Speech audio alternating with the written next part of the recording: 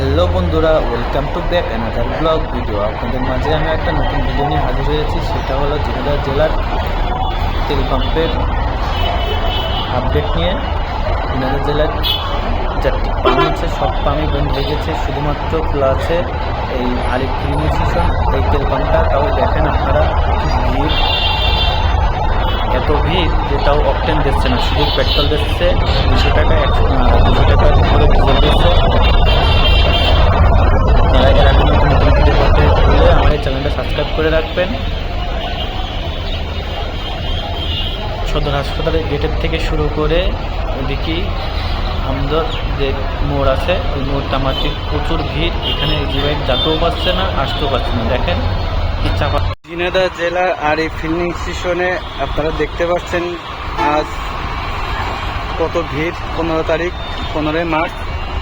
শুধু একটাই পাম্প খোলা আছে, আর কোনো পাম্প নাই খোলা। দেখছেন এটা প্রিন্স হাসপাতাল থেকে শুরু করে এখান থেকে ভিড় শুরু হয়েছে আগুড়া। আপনারা দেখতে পাচ্ছেন এখানে বাইকের সারি, এখানে সবাই বোতল হাতে করে দাঁড়িয়ে রয়েছে সিরিয়াল দিয়ে। এগুলো ডিজেল নেবে, অকটেন শেষ হয়ে গেছে আর পেট্রোল আছে যা এই তাই পেট্রোল দিচ্ছে, সেটাকে ডিজেল দিচ্ছে। আর পেট্রোল বাইকে এই অকটেনটা আপাতত শেষ। আর ঝিনাইদহ জেলার ভিতরে শুধুমাত্র এই পাম্পেই তেল দিচ্ছে, তাছাড়া কোনো পাম্পে তেল নাই। সব পাম্প ক্লোজ হয়ে গেছে যুদ্ধের কারণে। এমন যদি চলতে থাকে তাহলে ঈদ যাত্রাও ব্যাঘাত ঘটবে। সামনে ঈদ আর যুদ্ধের জন্য যে পরিস্থিতি শুরু হয়েছে, আমার মনে হয় না এরকম আর কোনোদিন বাংলাদেশ দেখছে। দেখতে পাচ্ছেন দূর দূরান্ত যতদূর ক্যামেরার চোখ যায় ততদূর ভিড় আর ভিড়। এই শুধুমাত্র এই তেলের কারণে ট্রাকেও শেষ করে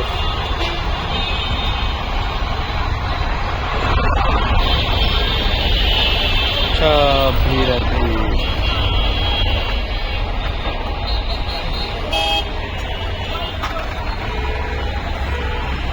এরকম ভিড় সকাল থেকে, ঠিক সকাল 9টা থেকে ভিড় শুরু হয়েছে এরকম সিরিয়াল।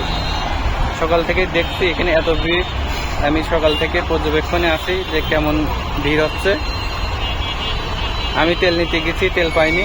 2 লিটার শুধু ডিজেল পাইছি, আর গাড়ির মোটরসাইকেলের জন্য তেল নিতে গেছি, তেল পেলাম না। 100 টাকা করে দেখতে, তাও ঘন্টা পর ঘন্টা সিরিয়াল পাই দাঁড়িয়ে থাকতে হচ্ছে।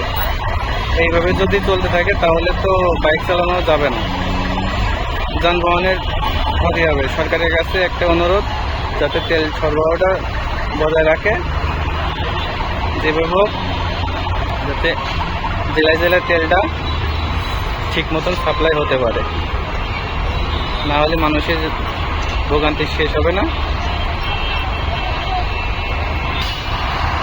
ঝিনাইদহ জেলার পরিস্থিতি যদি পাম্পে এই অবস্থা হয়, তাহলে বাকি জেলাগুলোর পাম্পে কি অবস্থা তেল সরবরাহ।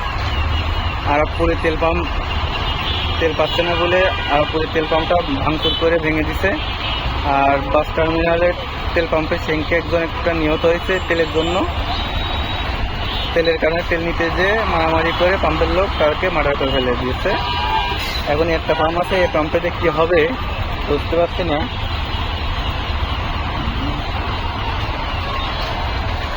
টুকটাক করে দিতেই আছে। এটা Jhenaidah Arif filling station.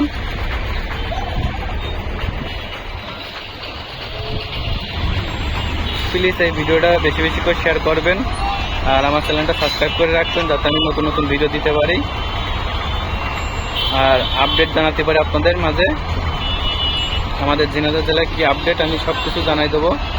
Please আমার চ্যানেলটা সাবস্ক্রাইব করে রাখুন, আর ভিডিও বিশেষ করে এই ভিডিওটা শেয়ার করুন, বেশি বেশি করে শেয়ার করুন, সবাইকে জানার সুযোগ করে দিন। নেক্সট ভিডিওতে দেখা হবে, ততক্ষণ বাই বাই।